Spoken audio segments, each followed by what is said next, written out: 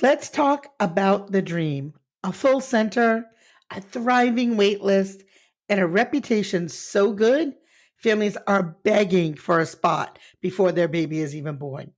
Sounds like magic, right? Nah, it's leadership, baby. And in this episode of the Child Care Directors Chair podcast, we're pulling back the curtain on what it really takes to manage your wait list like a boss and keep your enrollment numbers strong. Spoiler alert, it's not about having cute flyers and a good Instagram game, although that does help. We're digging into the leadership skills, systems, and mindsets that make the difference between struggling to fill spots and turning families away with a smile. Whether you're dealing with drop offs or drowning applications, in this episode, we will help you turn your waitlist into your center's secret weapon with our guest. I knew I was going to say it. Gertrude? How do you pronounce Gerin, it? yeah. You're good. Gerin Thomas. So Oh, welcome yeah, to the show. Gerin, like with the J.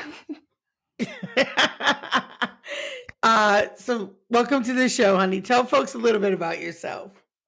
Of course. I'm so happy to be here, Erica. Like, this is a pleasure. So thank you so much for having me. And a little bit about my background. I like to call my story from hater to helper for childcare. So my parents, they actually built their childcare center that's licensed for 112 students in Columbus, Georgia in 2002. I actually went there as a child in the after school program, but the hater part was that I felt like the center took all of my parents' time. I'm like the needy middle child. I'm like, what about me? I need some time. And so I absolutely hated the business because I'm like, I never get to see my parents.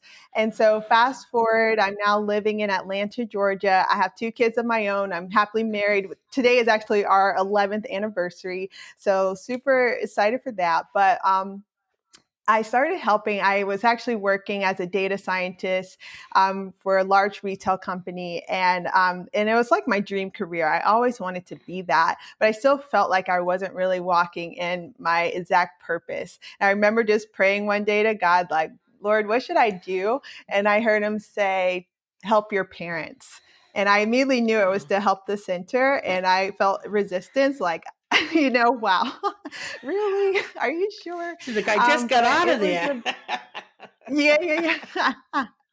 So it was a beautiful experience because helping them, that's like the closest I ever got to my parents, and like just getting to understand their day to day of why it took up so much time. And that was just my purpose of trying to help them kind of save time here and there, trying to make their processes easier. And I actually helped them sell their center back in April. So they're happily retired now. And now I just have the mission to try to help other childcare owners do the same. Well, your story probably resonates with a lot of kids whose parents own centers. My daughter would happily agree with all of the statements you made. She is one of my directors now, and she's Wow. extremely helpful. But yeah, as she was growing up, she used to say, "You abandoned me." I'm like, "How did I abandon you? We spent literally 24/7 together." She's like, "No, but you were always working, mom. You're always like focused on something else." I'm like, well, you were there, you can see me, but yeah, no, I get it. It takes a lot of time. It does. And, I still have 3 childcare centers. So, Wow. it's finding that balance. But we're not Wow. here to be you're not here to be my therapist about that. So, what we're going to talk about today is like managing a wait list like a boss. So, what does that mean? Right? What does that mean? Yeah. Break it down. So, just how we manage a team of people and lead people, we hold them to a standard, right, for how we expect them to contribute to the business. So, we have to do that same thing for all of our tools. So, a waitlist is a tool, and we have to be clear of like, how are we expecting our waitlist to contribute to our business? And if it's not meeting that expectation, we have to figure out either if we want to cut our losses with it or figure out how to develop into an asset that actually serves the business in the way we expect it to. So I'll even ask you, Erica, like how do you expect your waitlist to serve your business? Well, I look at it as future revenue, future Mm. customers, and I think you have to really start to cultivate those relationships before they even start with you. in Yeah. my brain.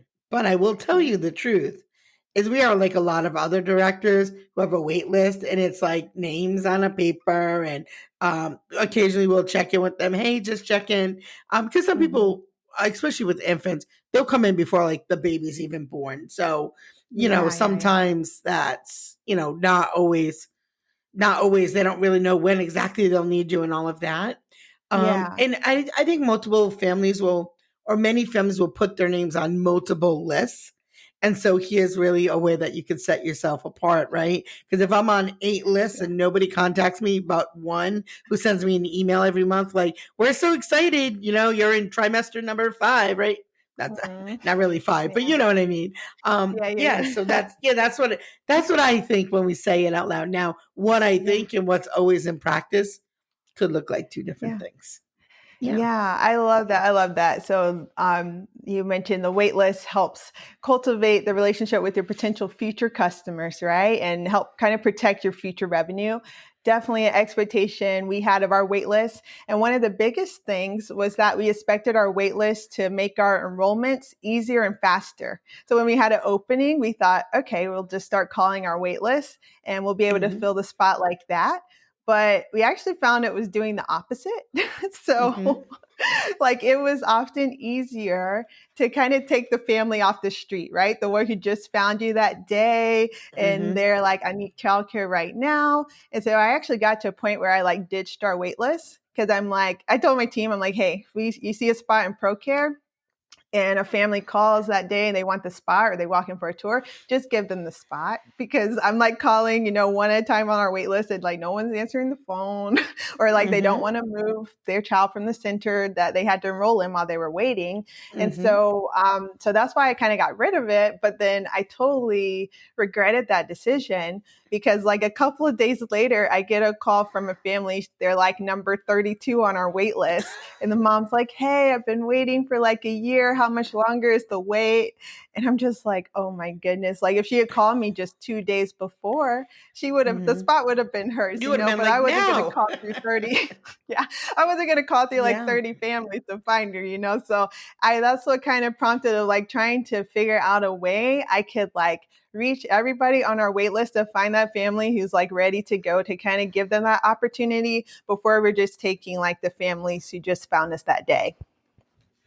Yeah. So how do you recommend that directors, keep the families on their wait list engaged and excited without over promising or sounding desperate? Yeah, I think one thing you mentioned earlier, Erica, was like just contacting them monthly. I would say there are two things I would do. The first is when they join the wait list, invite them to like follow you on your most active social media sites, whether that's Instagram Mm. or Facebook, because I think a picture paints a thousand words. So the more they like encounter, like, oh, wow, they're doing that cool thing. Those kids look really happy there. They're having fun. They're learning so much. They'll you'll stay top of mind for them, as they're showing up, as you're showing up in their social media feed. And then the second one I would say is like your newsletter that you send to your current parents. If you have a way to email that out to the parents on your wait list or text it to them, I would say that would be also a good way, just so they have that monthly touch point and can stay in tune with what you're doing and what's going on at your center. Well, that's actually wicked good advice. Um, and one of the reasons I wanted to talk about this topic is because I'm very transparent. I have everything figured out. I don't, guys. I don't. But this is an area like I feel like could be an opportunity for us. I feel like we haven't managed wait lists a lot because, and I don't mean this vainly, but we very rarely have many openings. We are very Mhm. fortunate in having a good reputation, also being in a city that has plenty of kids for everyone. So I know everybody's dynamics of where they are look totally different. So I say that with a great deal of humility. Um, but I feel like y- we could continue to use that as the waitlist as some kind of way to continue to build our brand, even if they don't get in. Because I do like what you said, Mhm. like sending them like, your newsletter or blogs on parenting or things like that, because it really can still help you look like the expert in the field. And we do know Yeah. that sometimes when people do enroll in another center because they have to, because you didn't have a spot, they're not always Mhm. happy, right? We know people leave at day 30, at 60, at 90. Yeah. So if you're Mhm. staying in touch with them, even if they enrolled in another place, you might Yeah. come up to their mind, like when they're not happy, to be like, hey, can I come on over? So you Yeah. still can capture them. And, it's the end of the school year. So we all Mhm. have, even though you're busy, we all have times that we have kind of these peaks and, little bit of a ride, right? We have lots of kids that are Mhm. graduating from Yeah. preschool. So, that's typically, I would say, a good time the month before, right? To maybe start getting people at those peaks. Like, you have 20 kids graduating. That means you have at least 10 spots that are going to be coming open as kids shift into other classrooms. So, how do you Yeah. manage that? Like how do you manage that? Yeah, those are all excellent points. And you remind me of one of the scriptures that I think like captures being prepared for these moments like that. So in Proverbs chapter 30, it talks about there are four things on earth that are small but unusually wise. And it starts with the ants. And they say they're not strong, but they store up food all summer. And I love that because summer like is warm for them to go out, right? It's easy to go out and there's like an abundance of food Mm. everywhere, from the dead bugs to like our picnic scraps on the floor. Like it's easy to store up. And I think we have to think about that as leaders, like identifying our summer. I think summer is a awesome opportunity for many centers because it's kind of like that transition time. As you said, the pre-K students are graduating. So people are kind of in transition. Some of the parents take their kids out for the summer to travel as family. And so it's a perfect time, like as people are thinking of a change, like maybe I want something different next year, or people are like relocating for jobs, things like that. I think there are more of an abundance of families that you can kind of capture that opportunity in the summer. And then outside of the summer, I think, as you said, just like being mindful of those times, like that is easier to kind of do more tours in a week. So there are those ebbs and flows where things are super busy. And then you have some weeks you can kind of like take a breath. And I just encourage you in those weeks, just figure out, can I do tours? Because the more you just consistently like build up your wait list, you'll never be in like a pinch again where like, oh my goodness, we have Mm. these spots we can't fill, but it's also too busy to do back-to-back tours. So I think just if you're like throughout the year, figuring out, okay, this is a pocket I can work on building up my wait list so that when an opening does become available, I can just go to the wait list and don't have to worry about scrambling. Yeah, and for the folks who might be new, we're going to give you a Mhm. little a little back tip here. Your very very busy times are going to be January, September, June if you do summer camp, right? And so be prepared. So go back 30 days and say, let me connect with my wait list, maybe before the holidays in December. Because January, I feel like we get a ton of tours in January. And then again for summer camp. And then again for the beginning of the school year, right? So that Mhm. means in August, I'm like enrolling and calling people, do you want the spots that are open for September? So, being prepared because you don't want to wait to that last minute and then everybody's Yeah. already made their decision. So I think that, like you said, it's almost like your wait list is a great place to advertise and they're not cold. It's not like cold leads. Those are Right. very warm, actually very hot leads, really, because they've already reached Yeah. out to you so that you know that they at least connect with your vision, your mission, your program, your pricing, your location. So those are really hot leads. So stop, spending money on Facebook ads and tap into your wait list. Yeah.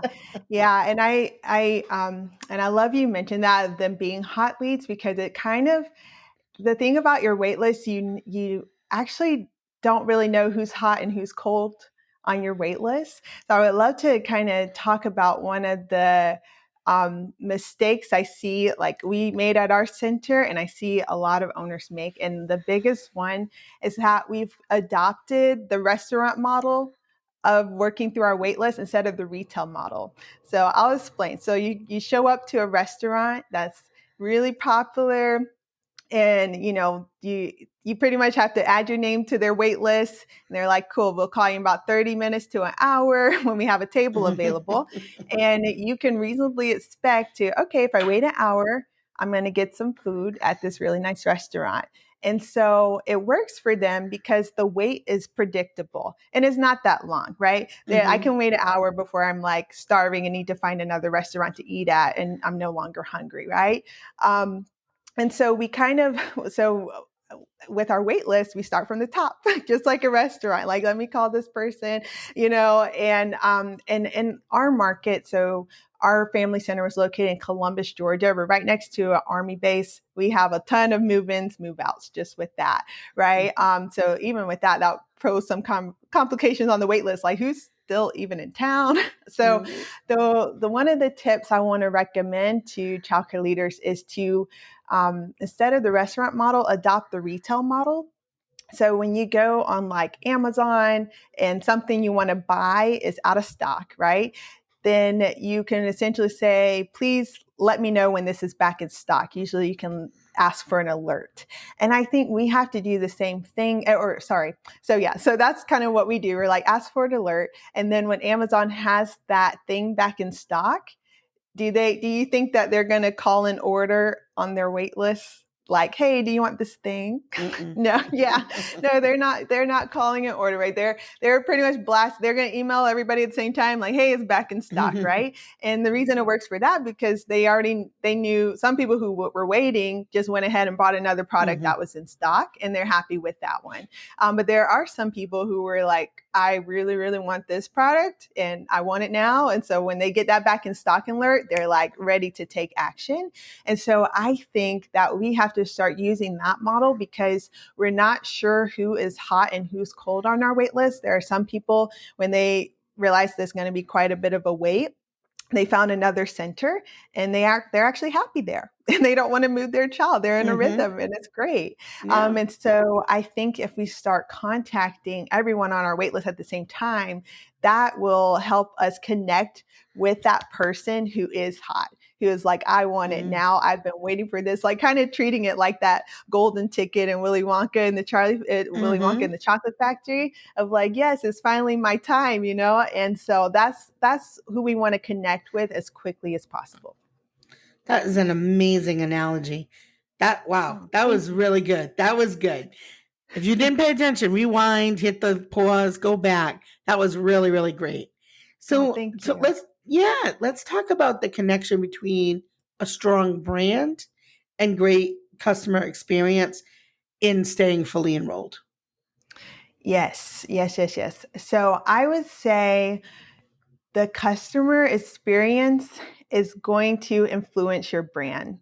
Like your marketing cannot outrun a bad customer experience. So if your current customers aren't happy, if you're having a retention problem, focus on that before you focus on marketing and wait lists. And I'll also bring up another story to illustrate a point. So I don't know if this has happened to you, Erica, but sometimes I love to eat. That's just like at restaurants, tell me where to eat in town. And I remember I'm in Atlanta, and I remember like researching where to eat in Atlanta, and it was like the Varsity is the place to go. And I'm like, awesome. So I show up to the Varsity. I'm like a college kid with my mom, and the food was disappointing. I mean, I love they like give these cute little like olden time like paper hats. I love that, but I was like, I'll choose Chick-fil-A any day over the Varsity. And I think that's like one of the worst things that could happen to a center. If you have this wait list and someone's been waiting, and then, they get in your center and they have a bad customer experience, and they're like, this is what I was waiting for. That would tank your brand. And so, yeah, customer experience is everything. And I'll share a story opposite of that, of how just all these things can work together: your wait list, your customer brand, the experience, all of that. Okay. So have you ever been to Savannah, Georgia? No, I have not been lucky enough to go to Savannah.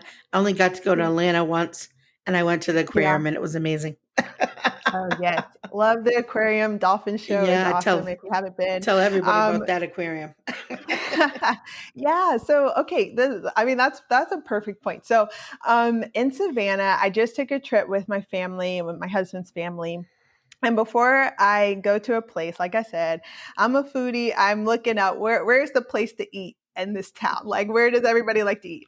And what kept coming up on these articles is Miss Wilkes Dining Room. So that's their marketing. That they're making sure their name is showing up in the right place. And so it's lunchtime and we're heading there, and they already have a line like of probably 50 to 70 people. And I'm there with my two kids. My boys are 1 and 3 years old. And I made like the biggest mama mistake. I forgot their snacks. So it's lunchtime. I don't have snacks. It's approaching their nap time at this point, and we're just like waiting in this line. And I'm like, we should probably just get out of the line and go to Chick-fil-A. But that line kept reinforcing in my brain, like, this is the place to be.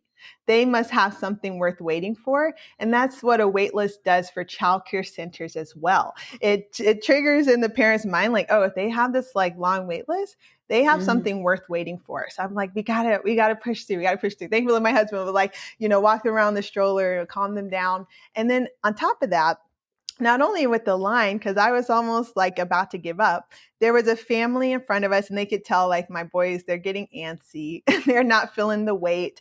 And they told me how they travel from Ohio to Savannah like every year, and they make sure they eat at Miss Wilkes like every single time. And they're like, it's worth the wait. Just hold on. It's worth the wait. I know like the boys are, get a little crazy, but it's worth the wait. So those are like your customer referrals, right? So it's all working together because like essentially, and then on top of that, my customer experience was amazing. Miss Wilkes is definitely worth the wait. If you're ever in Savannah, that food was absolutely phenomenal. So that's the story of like it all working together. And that's just what you want to get to, that your wait list is reinforcing your worth the wait, and your customer experience is reinforcing your worth the wait, and your current customers are also reinforcing that.